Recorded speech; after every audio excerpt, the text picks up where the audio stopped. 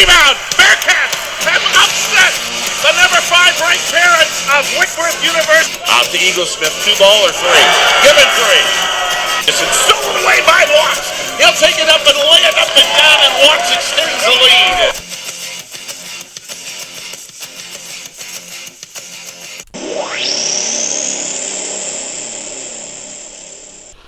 Bearcat Hoop, Where Are They Now? Audio series is back. Head coach Kip Ioane here. If you've listened before, you know our audio series, Where Are They Now? Wednesdays. We like to bring back former players from the Bearcat Hoop family, catch up with them on what they're doing now, the great things they're doing with their careers, their families, their lives. We'll probably end up reminiscing always about a couple funny things from when they were in the Cardinal and Gold, but just a great catch up and rekindling some relationships with players that have done so much for us here in the program. And today we're lucky enough, a guy that I ran into at the Hoopla, Salem's finest 3-on-3 tournament. Johnny Verduin, Seattle, Washington, Ballard High School, was battling another former Bearcat, Bubba Ludke, in some 3-on-3 outdoor hoops, and he survived Bubba's whirling dervish spin moves. But Pops, how you doing, man? I'm good. I might be nursing a mild concussion after starting, but I am good. And see, that's where your football background comes into play. You know how to survive concussions, being a quarterback and taking blows.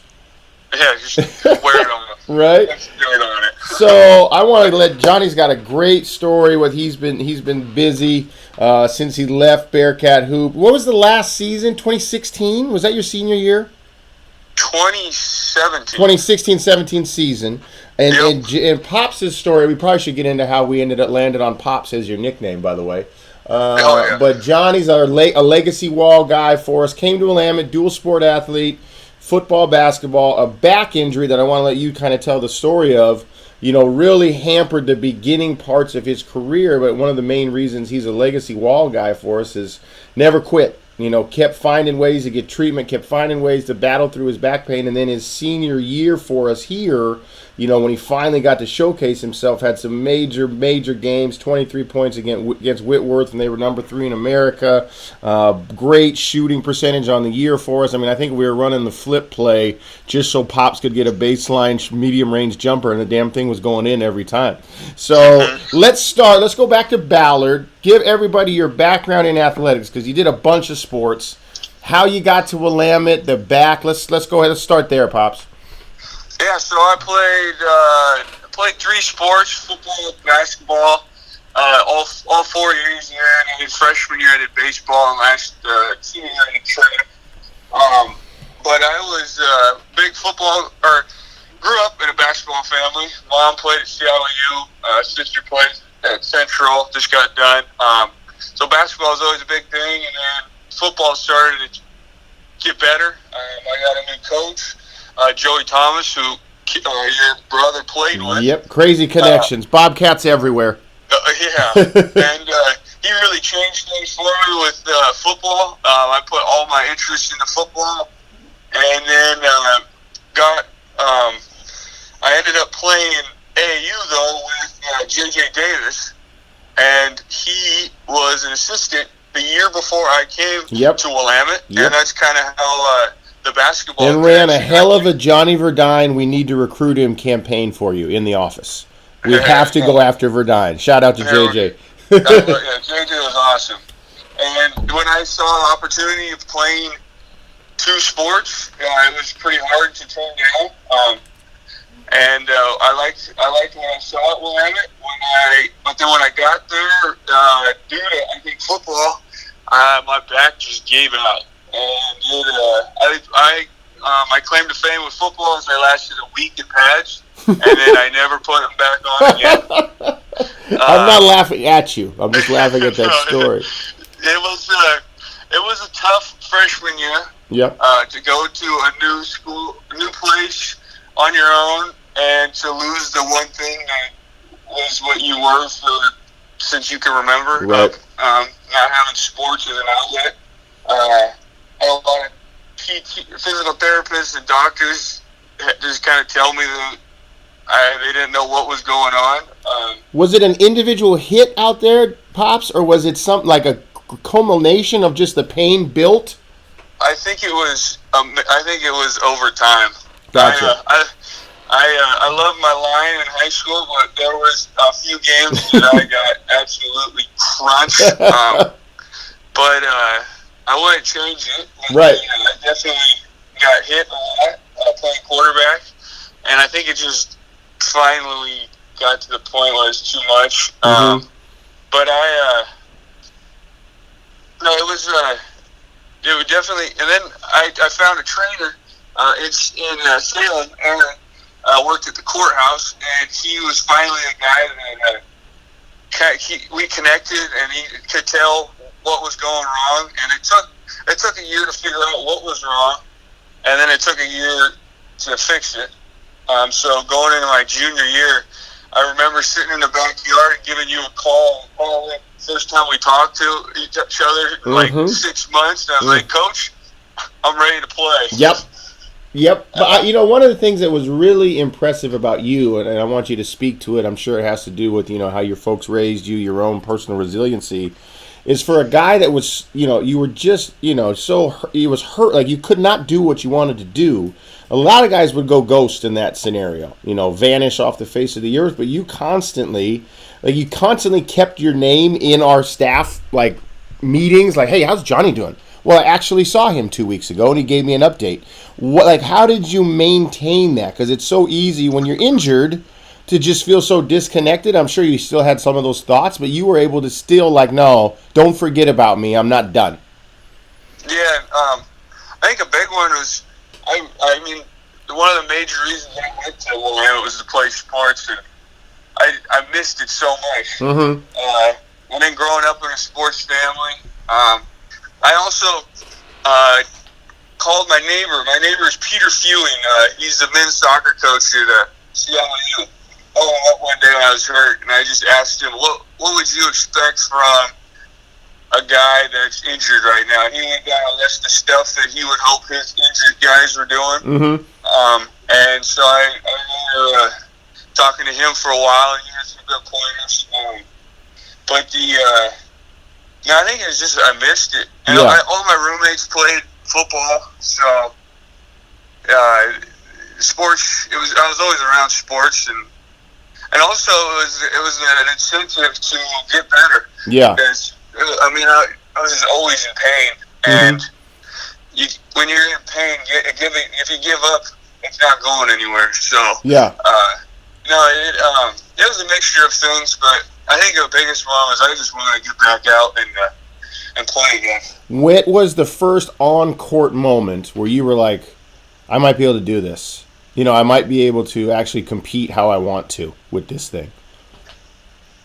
I'm trying to think. The first on-court thing I ever did after being hurt was I went to Hoop Fest in Spokane, and it was 110 degrees out, and decided that was the best thing to start my playing again. That was your rehab stint? Was it Hoop Fest? Yeah, I was like, well, I'm in shape.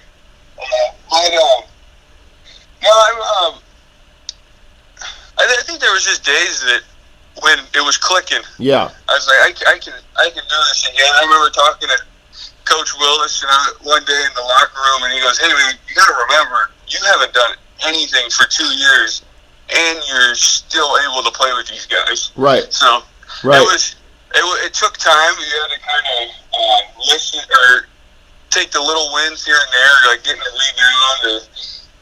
It wasn't all about putting the ball in the basket. Right. And then I worked out with Ashley Coral a handful of times, and I remember talking to her, and she was like, go for the little wins, and then the big ones will come. Right. So, right. And, I don't remember like a specific moment of like I can do this, but it took some time, but there were plays here and there. I was like, all right. This works. Yeah. We're good. So take us from, you're able to have a successful senior year on the floor. Now take us through, okay, I'm going to graduate, post-grad, start through that process that's going to lead you into when we talk about your business. So when I got done with school, I found an MBA program at Seattle U. I kind of had it in my mind that I wanted to do my MBA because Orlando had the 3-2. Right. But talking to a few people kind of recommended getting your next next education at a different school, kind of learn different things. Yeah, new experience, speak a different language, yeah. Yeah, so Seattle U popped up, and it was a 1-year deal, and or a 1-year program. That's why I played, so I grew up around the campus. Mm-hmm.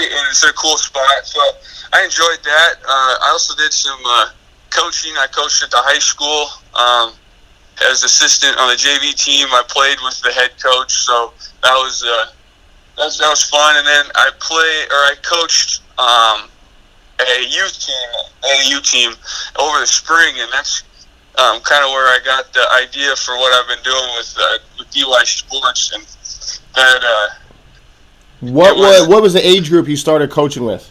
Besides the JV, what was the youth team? 5th grade. That's hilarious you say that, because we were just talking to another set of coaches, and I felt like all of us around the table, like our first experience was like elementary school age kids, and that was where like it clicked. Like, I kind of like this. You know, these kids, they still got a little joy. They're not looking at it as a business. They're having fun, and I can get them to do something. Like, they ran ball screen correctly. Was that similar for you with the 5th graders? Yeah, no, I enjoyed teaching them. So I kind of had to go back. My mom coached me and my dad at that age. So I was like, what exactly could we do when we were that young? Yeah. So that I wasn't throwing out crazy stuff. But it's also not as much pressure. Like, you don't have to have a play ready in your head. Right. There's less whiteboard there. There's definitely less whiteboard with the younger kids. If they just lined up where you said to on the whiteboard when they went out on the court, that was a win. So, I enjoyed it. And then the guy that ran the program was my assistant coach in high school, so that was fun helping him out. Yeah. So now take me into go us into your LLC, your own company, DYSports. Go. Yeah, so my team that I coached, we were B level, and there was games that we competed in, and then there were other games that we didn't belong on the court. Mm-hmm. And I would start noticing it more often. Like, I'd look across the court, and there's another game that's the same boat. Yeah. And it kind of got the idea. I was like, why can't we play each other? Yeah. Why can't we both be in the same tournament and not worry about a third-place game turning into 40 points? Right. And so I met with some people. I sat down with my old AAU coach one day, and I was like, is this possible, or is this something that people would be interested in? And we chatted for a while, and then all of a sudden he goes, so when are you getting started? And when he asked that, I was like, all right, I'm going to do it. Right. And so I had 3 tournaments in the spring. And each one grew, and actually sold the last one out, which was awesome. And then I got 3 more lined up in the fall, but it's catered towards B-level teams. It's DYSports short for developing youth sports, and I'm all about the development aspect. I want these kids that need the ability, if they're given the ability just to get the ball across half court and play. Right. Right. And who knows what it will do for them. And I'm not trying to have. I don't want these teams to be in my tournaments forever. I want this to be like a confidence builder so that they can go and try and compete at the next level. And how do you gauge how do teams kind of prove to you that they're in that right sweet spot for the level of competition you want at your events? For right now, I've just been doing research. Okay. My biggest one was just looking for the results of other tournaments. Yeah. You can kind of gauge where teams are at, and then and also like people hear about it and they're like, well, because nobody wants to lose every game by 30. Right. And you want win, and I'm not trying to provide just wins for everyone, but just a competitive game everyone enjoys it. The coaches, the parents, the kids.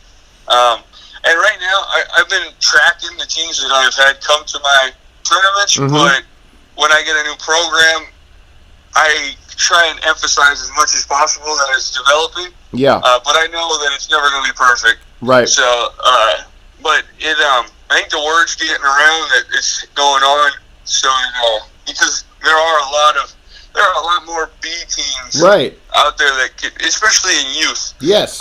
So it's been fun, and I hope that I can grow it so that it's opportunity for people all through our youth teams through all the Northwest. But yeah, talk to me. Where did you develop? And it doesn't have to be necessarily, oh, coach, that was at this class at Willamette or this class in my grad school.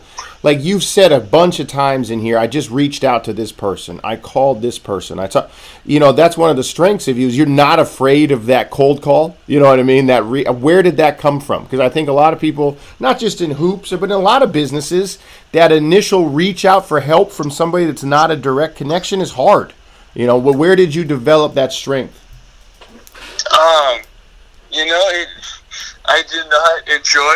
I'm not a huge fan of it, but when it just took it, like the first couple, I was nervous, super nervous to do. But once you get that one win, or you get someone that understands what you're talking about, it gets easier. I mean, every time. It's you're out of your comfort zone, but when after having a couple of tournaments and seeing that people are interested in it, then it gets easier.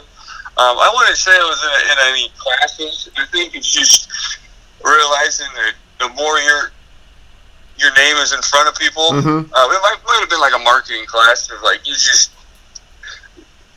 having your name, and the more you can get your name in front of people, the more familiar they are with it, and go from there. But, you were taking me through a lot of, your production of these tournaments, and a lot of people, I think, probably focus on, well, how does he get the teams? But there's so many more aspects, facilities, referees.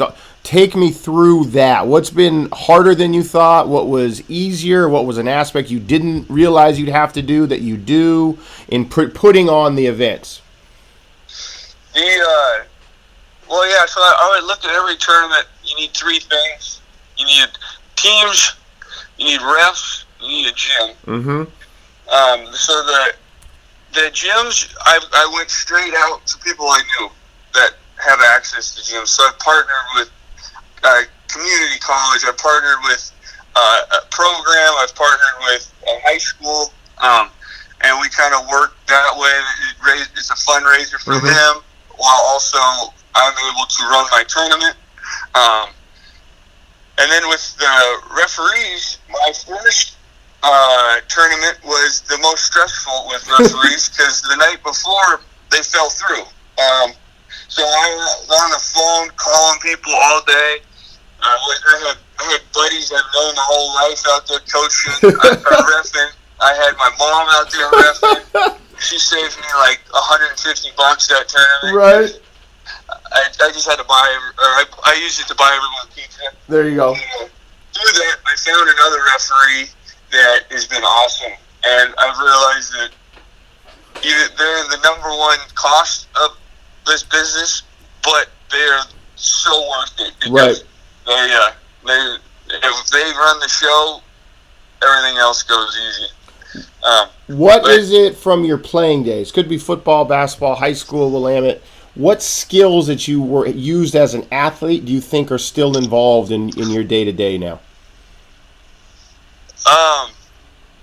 I say the biggest one is working hard. Like you get out what you put in.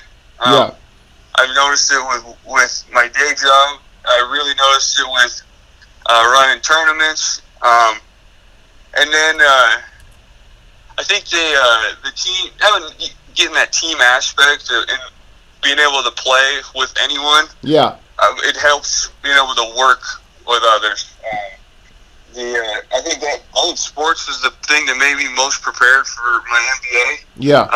Like just interacting with people and being able to sit down and solve a tough problem with a group of people, because I've had to do some tough stuff with teammates, whether on the court or figuring other things out. So, sports is huge, and that's another reason I like what I'm doing with DYSports is because sports I learned so much from, and I want to make it fun for kids to grow up and continue to play sports because you learn so much from it. Right. Talk about the future. Where's DYSports headed? 5-10 years from now, where do you want it to? What do you want it to look like, be, etc.? I want to be running basketball tournaments year round. Mm-hmm. And I want to step into as many sports as possible. Oh, so not just limiting yourself to the hoops, be like this developmental stage, going to other sports. I want to be able, because all youth develop at different paces, and all sports there is this gap, and I believe that I could step into others. I went with basketball first because I'm familiar with it and I know a lot of people. Yeah. And then I also am working on my website and developing. I'm going to launch it in a little bit, but it's called DY News. And I want my website to be the go-to spot if you're looking for something in the Northwest for your kid, your developing team, your athlete. And then if you want to post something, you just send it to me and I'll put it up and for free or at no cost, and just so that you get more put out advertise a few tournaments or 3-on-3 tournaments. I advertise some camps. I've got some articles on there. Yeah. Different things like that. But just the opportunities for kids to develop their game. Right. Has that tech side of what you have to do? Did you have some tech savviness? Did you have to learn it? Have you had to outsource it? Talk about that. I definitely learned most of it just messing around. My website is through Squarespace, so it's pretty straightforward, but you still gotta learn it. Right. I've reached out to people for photos and taking videos, but most of it, if you just sit, I'm familiar enough. I'm not gonna start writing code or anything, but I'm familiar with it enough to be able to mess around with it and put something together. It does take a lot of work, even the social media aspect. Got a lot of thinking and planning. Yep, you gotta have content, Pops. You gotta create content at all times. I know. It's exhausting. It's a work in progress. Well, hey, Johnny Verduin, fantastic catching up with you, bud. Obviously, we got to do it in person this past weekend in the heat of hoopla, but excited to see where you take this thing. And I know the folks out there listening to it are probably amazed at all the stuff you're doing and the potential of where DYSports can land, man. Yeah, thank you. I appreciate you having me on. I always love chatting with you, as well as sharing the word about what I'm trying to do. That's right. Here's content right here. Now you got an interview. You're ready. We're blasting this thing. Oh, yeah. I love it.